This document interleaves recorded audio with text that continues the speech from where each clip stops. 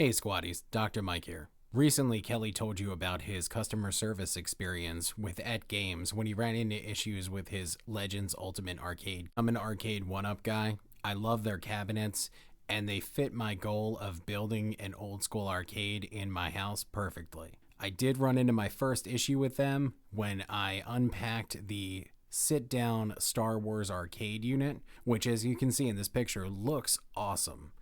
But it did come packed with LED backlights. Now mine did not work. That's not a big issue. These are an add-on. The game worked fine. The light up marquee worked fine. Now I reached out to them dozens of times, was given the runaround, and finally after 3 months my replacement LED strip has arrived. Now I haven't tested it out yet, so there may be a part 2 to this video. Again, I love these guys, love their products, and I fully intend to continue to purchase cabinets for my game room from them, but their customer service is a dumpster fire. Now, Kelly, do you want to share a little bit more about what you went through, exactly what the problem was, and how they resolved it? Well, as we have discussed a couple times on the show, Dr. Mike, I did have a customer services moment very early on in my AtGames Legend Ultimate experience. One day, all of a sudden the screen was black. I had the system on. I looked back. The power button was still lit, but the screen was completely black. Not no feed, but completely dead.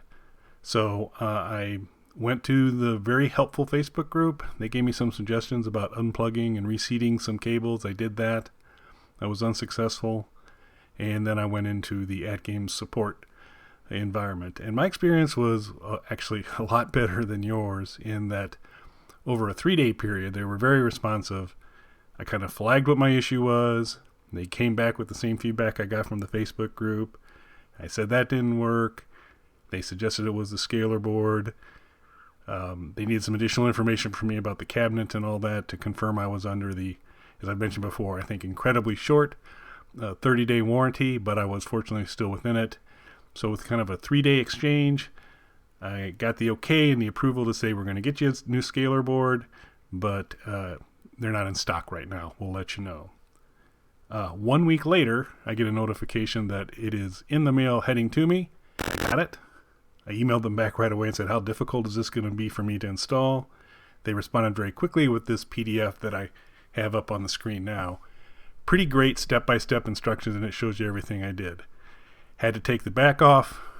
It just involves some screws. They showed you the scaler board, the 9 connections you need to remove. You do need to remove all 9. That's the thing I was extremely careful on to make sure I got them all back in the right place. You remove the scaler board. Then you basically go ahead and prep the new scaler board, put it in, reattach the 9 cables, close it up, and boom, I was up and running again. So I found them really highly responsive. They said 3 days to kind of get everything buttoned up initially. There was a little delay for parts, but it was only a week, and I was up and running.